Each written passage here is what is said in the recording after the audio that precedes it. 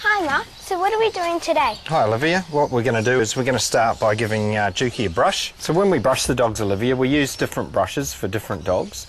This is a Coat King and it's quite sharp in here, and we use that on the really long-haired dogs.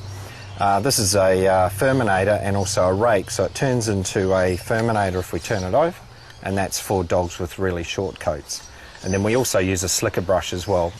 So what we're going to do is we're going to use the Coat King on Duke and just demonstrate how that works. If you've got a really long-haired dog, you would actually start at the bottom here and just do a little bit of section at a time so it's not pulling down too hard. Okay, so the brush we're going to use on Duke today is the slicker brush. Okay, it's got little wire bristles, so we've got to be fairly gentle with it. What we do is we start by just brushing against the grain of the coat, and also in the pants area we come down as well as up. So as you can see, he's losing quite a bit of hair there. We'll get that out of the brush.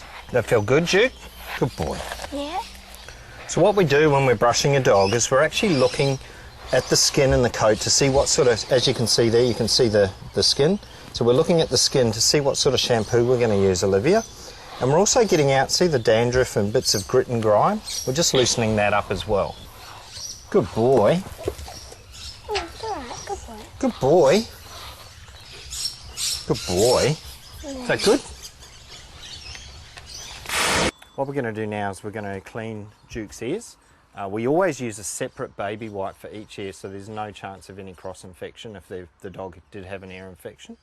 And what we do is we just use our finger and just gently massage inside the ear, just getting into all the crevices, and often that feels really good for the dog. As you can see, he's got a little bit of dirt in his ears.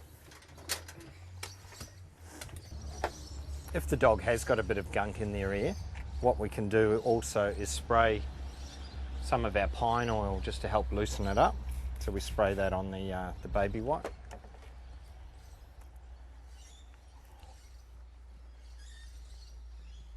Good boy. So what we're going to do now, Olivia, is we're going to clip Duke's nails. We've got special nail clippers that we use when we do this. It's always important when you're clipping a dog's nails to make sure that you keep yourself a distance from the dog's face so that you're not going to get bitten if you accidentally hurt the dog.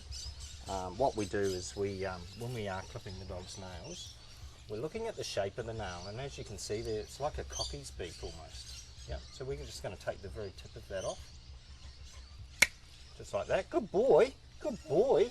Good boy. We're looking at each nail and we're judging each nail on its own merits. Good boy. Good boy. Stay. Stay. Stay. Good boy. Good boy. Good boy, Duke. So he's getting a manicure. There you go. Good boy. Good boy. Stay there. We're just taking the very tip off. Just going on the side of caution, so we're not going to cut the quick. They do have a quick that runs down. So we're just going to cut one of the dew claws now. The dew claw is the nail on the inside of the foot. It's almost like a thumb. Yep, as you can see with Duke, he got hit by a car once, and so he's actually lost one of his toes. Good boy. Stay there, stay there, stay there, stay. We're trying not to let him pull away, so he's not going to play a catchy game and turn it into a game. Good boy. Stay there, stay. That nail's okay. Good boy.